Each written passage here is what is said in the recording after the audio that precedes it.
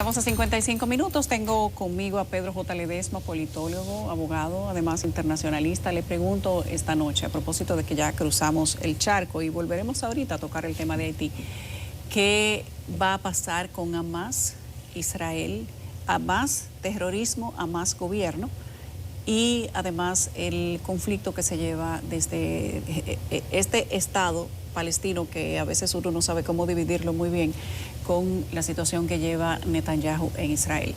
Veamos que en su primer informe sobre el conflicto iniciado con los ataques de Hamas, por ejemplo, contra Israel el pasado 7 de octubre, la Comisión del Consejo de los Derechos Humanos de la ONU estimó que las autoridades israelíes son responsables de crímenes contra la humanidad, particularmente exterminio en la Franja de Gaza. Sin embargo, no se le ha dicho lo mismo a las autoridades de Gaza. Vamos a ver qué nos ha preparado nuestra producción. Respaldo del Consejo de Seguridad de la ONU al plan de alto el fuego en Gaza. Con 14 votos a favor y la abstención de Rusia, el Consejo aprobó el lunes una resolución que saluda una propuesta de tregua y liberación de rehenes, anunciada el 31 de mayo por el presidente estadounidense Joe Biden. El texto también llama a Israel y al movimiento islamista palestino Hamas a implementar plenamente sus términos sin demora y sin condiciones. Hamas indicó poco después que celebra el apoyo del Consejo al plan y reafirmó su disposición a cooperar con los mediadores para entablar negociaciones indirectas. La votación tuvo lugar en medio de una intensa campaña diplomática liderada por Estados Unidos para presionar a Hamas a que acepte un acuerdo.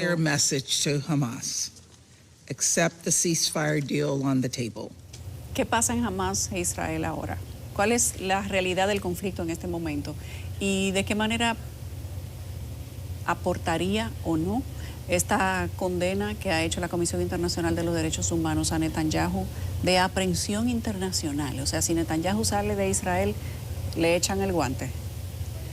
Bueno, el asunto de lucha, porque si hay en el mundo alrededor de 33 a 36 conflictos, las tres patas de la mesa, o el trípode, vamos a decir así, vemos la triangulación: Ucrania, hacia Medio Oriente de la Gaza, que se dice que es la prisión más grande del mundo por la dimensión que hay territorial y la cantidad de personas que se encuentran en el mismo, y hacia el estrecho de Formosa, Taiwán. Son tres puntos claves de gran importancia, observando la importancia que tiene cada quien. Dentro de la teoría de John Halford Mackinder, de lo que es la tierra, lo que es la región cardial, la isla mundo, esta zona del Medio Oriente es lo que sería una parte vital. Él lo llama el creciente exterior. Esta zona da paso tanto al África como a la península ibérica, como hacia el Asia y demás. Es una zona geográficamente de gran importancia. Ya cabe destacar que llama la atención de cómo el 7 de octubre del año pasado, de repente una de las inteligencias más poderosas del mundo, como es Israel, se creía hasta el momento. Se ve burlada, pero es que vemos también una situación de burlar problemas con la justicia que se estaba hablando, que tenía un procedimiento prácticamente casi el primer ministro Netanyahu. Con esto no estoy haciendo ningún tipo de maniqueísmo, sino planteando la situación que se da. Sí, de la coincidencia. Es la coincidencia. Entonces, como una seguridad tan importante, que yo le aseguro a usted y yo nos acercamos a ese muro, créame que nos abren a balazos.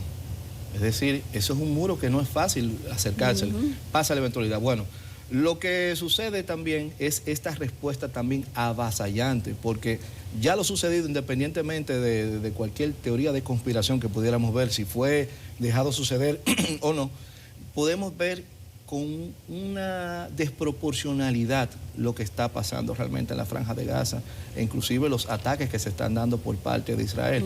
Estos son problemas realmente que han venido después de la creación del Estado de Israel, con la famosa resolución que reconoce a los dos estados, que inclusive la misma Naciones Unidas está condenando y criticando las acciones que está haciendo Israel en la zona, en la franja, pero también se está buscando este bajadero que se necesita como una manera de salida a un alto al fuego.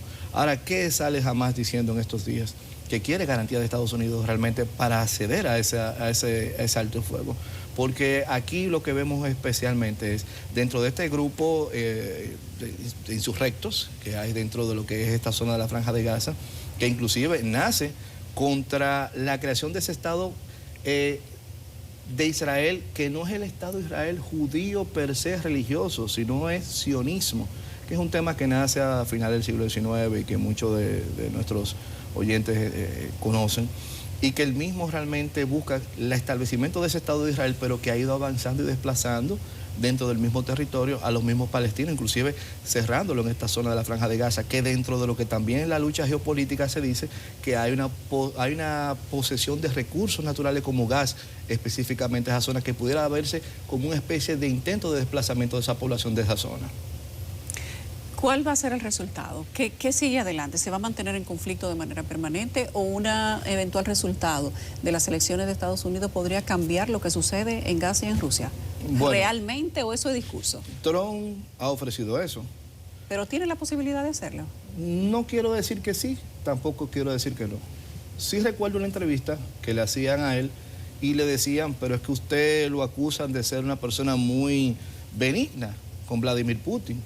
Y Trump respondió, bueno, es que si yo vengo ahora mismo y soy ácido con Putin y me veo que gano las elecciones, ¿cómo puedo sentarme como un ente mediador entre este conflicto que se está dando? Y tiene su lógica, porque realmente yo no puedo venir ácido con usted y después, yo soy el mediador que voy a venir a realmente buscar esto. Yo considero que sí tiene todavía, independientemente de cualquier crisis que pudiera haberse de Estados Unidos, creo que Estados Unidos tiene todavía la calidad moral para imponer cualquier tipo de... Bueno, cabe destacar cómo Estados Unidos autoriza el uso ya de armas para ser utilizado en ataque del territorio ruso y al batallón Azov el mismo. Es decir, que creo que pudiera imponerse Estados Unidos como se ha impuesto en Europa para que participe dentro de lo que es el conflicto Ucrania y Rusia. Hay muchas preguntas, Pedro, respecto de si el mundo está girando a la derecha o a la izquierda. Si Estados Unidos, que era la primera potencia del mundo, digo era porque esa hegemonía ha ido cambiando en la medida que las décadas han ido haciendo lo suyo. Si Estados Unidos ha girado hacia la izquierda, hacia los zurdos, hacia el socialismo, bueno, a un tipo de socialismo de izquierda, porque el socialismo no es solamente la izquierda. Exacto. Y si Europa, en este momento, con la dificultad que ahora tiene Macron y su partido, y el virtual triunfo de Le Pen y su partido, han hecho un giro en Europa a la derecha que decían los analistas que estaba un poco izquierdoso. ¿Qué va a significar lo de Europa para el resto del mundo? Y si la izquierda realmente está ganando terreno en América Latina, ¿qué piensas?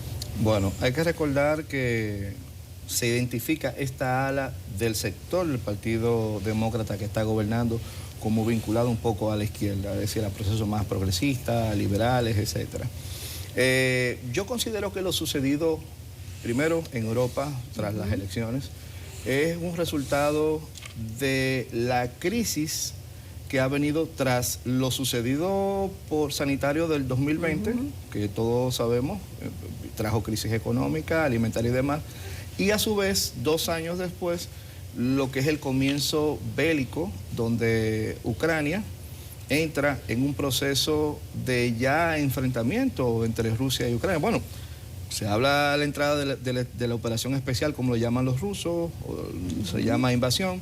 Esto ha hecho que Europa se monte en la ola de Estados Unidos en este proceso que hay un gran informe de la RAND Corporation que se llama Extending Russia, extendiendo a Rusia, es decir, buscando que Rusia saliera de sus fronteras, como ha salido hacia Ucrania, como buscando debilitarla y una forma de querer a futuro fraccionarla o fragmentarla, balcanizarla, como un informe de 1992 de Paul Wolfowitz, que era su secretario de defensa, que decía que no importa quién gobierne en Rusia, sea un comunista, un socialista, un demócrata o el más capitalista, solamente la cantidad de terreno que tiene Rusia, siendo el país más grande del mundo, de más de 17 millones de kilómetros, es la cantidad de recursos naturales que posee, la hace realmente un peligro a la seguridad nacional de Estados Unidos.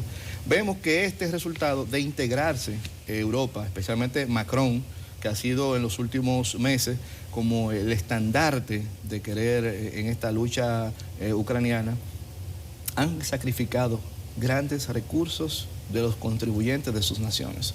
Por eso le decía ahorita que la crisis que está enfrentando la democracia liberal, donde se ha quebrantado ese pacto social, donde los tomadores de decisiones, los gobernantes, están obligados a generar bienestar a su población, se está haciendo lo contrario en Europa. En Europa la calidad de vida se ha ido deteriorando.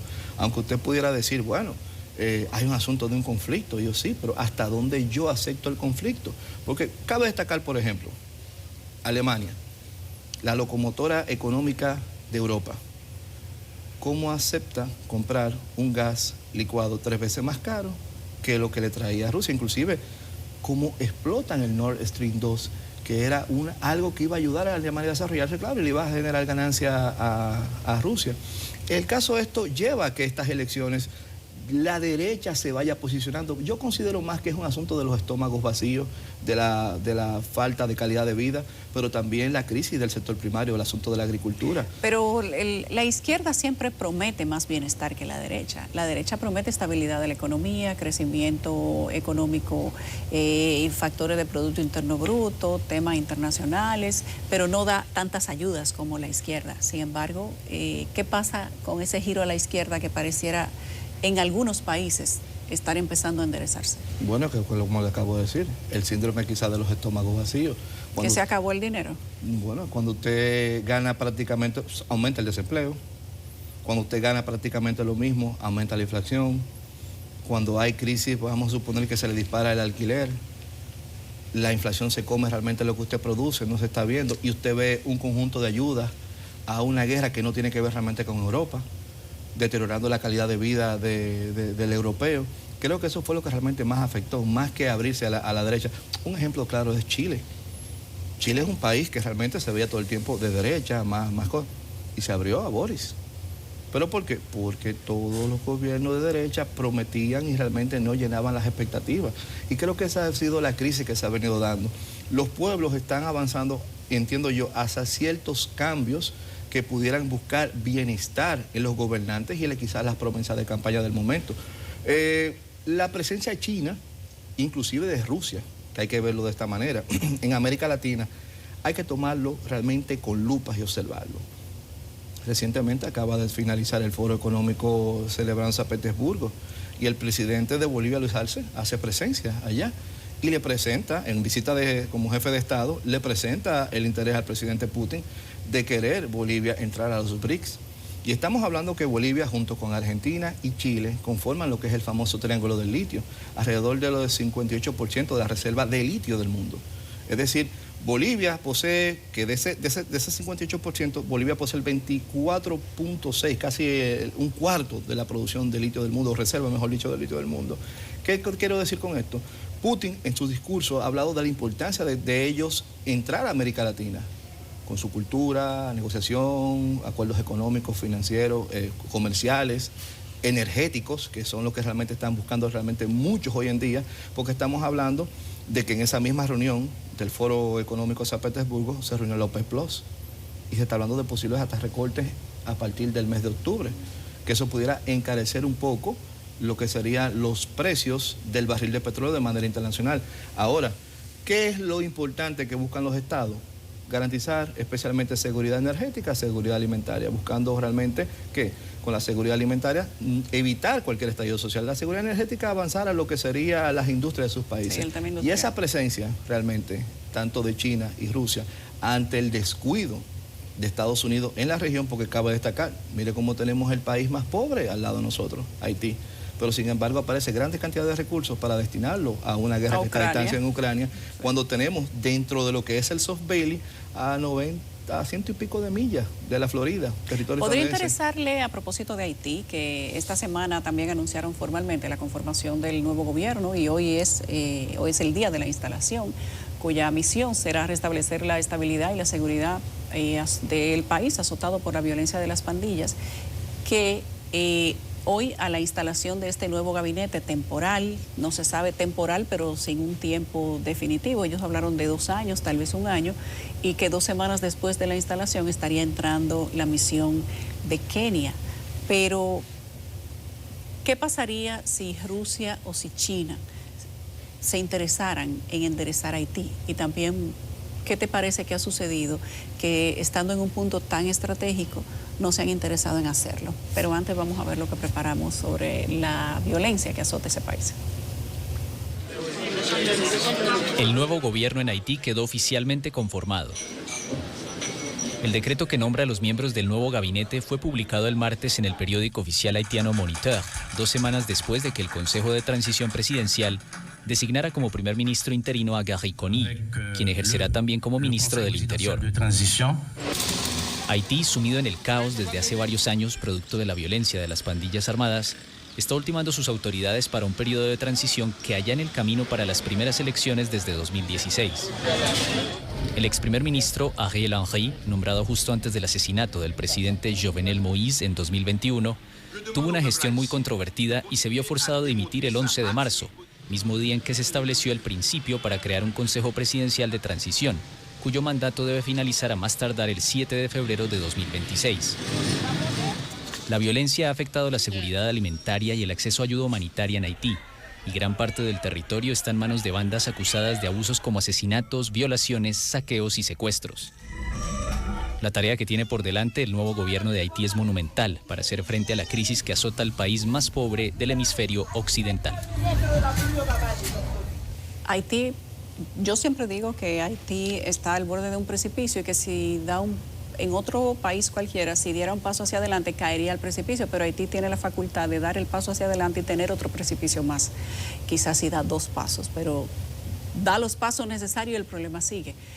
¿Por qué otras potencias, desde tu punto de vista, no han interesado en invertir lo que sea para tomar control o tener injerencia en lo que pasa en Haití, por la posición geográfica de manera específica? Bueno, que realmente es un asunto de intereses. Estados Unidos jamás permitiría dentro de su zona de influencia una inversión o presencia china o Rusia específicamente en Haití. Cabe destacar que días o meses previo al magnicidio del presidente Jovenel Moïse, él estuvo en Turquía. Así es. Dicen que esa fue una de las causas de las que tal vez lo hizo perder protección. Y se habla también de la posibilidad que se iba a instalar una embajada rusa en Puerto Príncipe, porque fue también como una especie de giro buscando hacia allá. Hay quienes dicen que eso pudo haberle realmente costado la vida. Yo considero que el asunto de Haití hay que verlo de la siguiente forma. Yo considero que debería, o me adhiero, mejor dicho, porque no es tampoco una idea mía, a lo que muchos han planteado acerca de una especie de plan Marshall para Haití. No creo que la presencia de Kenia traerá ya lo que sería el fin de las bandas, pero sí se necesita lo que sería la pacificación, porque ahora mismo no hay un Estado. Porque para que existan los elementos constitutivos del Estado, el monopolio de la violencia debería estar bajo el control del Estado y no existe tal como es. Sí debería haber una seria comportamiento de la comunidad internacional, que es la que está realmente en deuda con Haití, no República Dominicana. Más de lo solidario que han sido los dominicanos, el gobierno dominicano, inclusive sacrificando hasta parte de su presupuesto para ser solidario con un problema que, aunque es verdad que lo tenemos directamente nosotros al lado, pero es un problema de la comunidad internacional, porque eso fue lo que aceptamos a partir de la finalizada la Segunda Guerra Mundial, de solucionar de manera mancomunada los problemas. Haití es un problema realmente del hemisferio, y considero que un plan Marshall donde se inviertan recursos para reconstruir ese país, porque es que no solamente es la reconstrucción de usted plantar un Estado y fuerzas y demás. Señores, hay una crisis alimentaria, hay una crisis de agua, hay un problema realmente de población allá que se encuentra en extrema pobreza. Yo creo que ya eso pasó de lo extremo. No, entonces estamos hablando que es algo que tiene que asumir seriamente la comunidad internacional, porque tenemos que verlo de la siguiente manera. Cuba, que es la isla más grande de lo que es las Antillas Mayores, apenas posee 13 o 14 millones de personas. La isla de la Española, entre dominicanos y haitianos, estamos hablando de 24 a 25 millones de personas, donde estamos hablando que los recursos alimenticios, recursos hídricos, recursos en cantidad son limitados. Entonces estamos hablando de 25 millones de personas, donde la parte occidental de la isla tiene problemas con sus ríos porque hubo una depredación de árboles y demás que han dañado su capa freática. pero que sería interesante ver, por ejemplo, un Israel que ha sabido convertirse en una potencia agroindustrial en el desierto, implementando realmente dentro de lo que es Haití, que no estaría perdido todo, y su sistema de goteo y demás para poder ello volverse una producción, generar sus propios alimentos y que pudiera realmente desarrollarse, y sería una carga menos para lo que sería no solamente República Dominicana directamente como hacemos frontera, sino también por la región, porque hay una crisis migratoria desbordada en el mundo. Pero en el caso del hemisferio de nosotros, por ejemplo, yo estuve en octubre en México y así mismo como me encontré con hondureños, me encontré con personas de Siria, además, había una buena concentración de haitianos que realmente rumbo hacia donde la famosa vuelta de México, hacia la frontera estadounidense, que vemos como el presidente Biden ahora realmente emite una orden ejecutiva para frenar un poco ese atractivo que se ha dado, porque aunque hay situaciones que forzan a migrar, ya sea económicamente, asuntos climáticos, asuntos de guerra y demás, el asunto de la migración también, por momentos, suele también convertirse en un negocio para grandes capitales. Así es, y para pequeños capitales también. También. Gracias Pedro. Encantada de tenerte aquí.